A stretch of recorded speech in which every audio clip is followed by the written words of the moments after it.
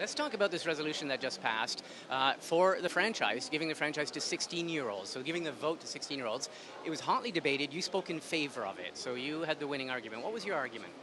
That I think it's time that we give young people a vote. I mean, you can have sex at 16, you can serve and die for your country at 16, you can drive at 16, and I think voting is now more difficult, so I think you can do it. And there's also very strong international precedent for this. In Scotland, they had 80%, not the 59% you had in Ontario, not the 40% you had in Alberta here in 2008, 80% turnout. And it was fueled by young people in the referendum.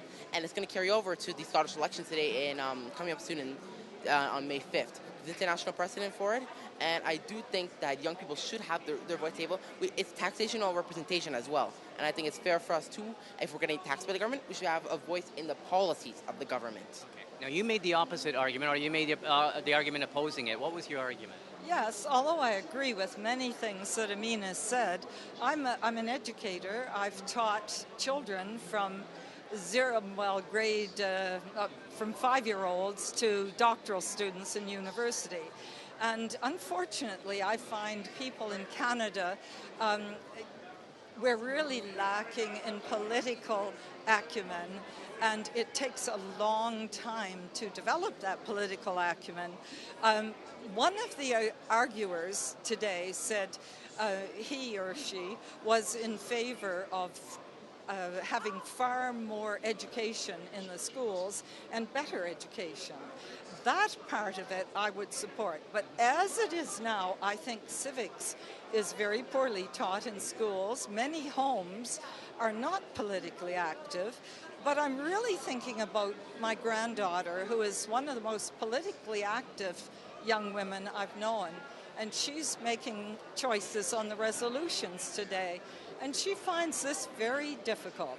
She finds that perhaps she hasn't had quite enough life experience to make those choices. What about the argument that Ali makes, and that was made by the side in favor of it, and that is that if young people at 16 and over have so many other social and civic responsibilities and obligations?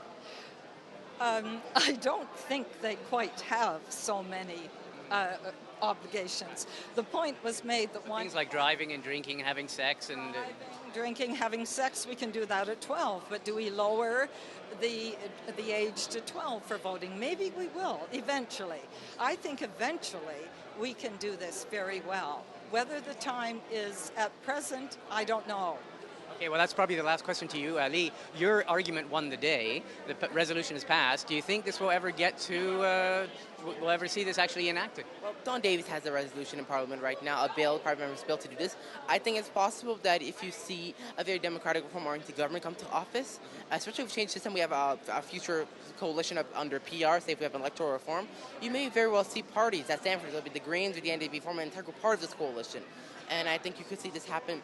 You see these parties push for it, and I think eventually, as the political culture begins to evolve in the 21st century and begin to move to the left, I think this will become one of the defining issues of our age, and I think we'll come out of this, I'm willing to say maybe within the next 10 years, you're going to see this come into reality. Okay, well, both of you, I want to thank you for taking the time. Very interesting, and we'll watch what happens to this. Thank you. Thank you. Thank you. Bye-bye now.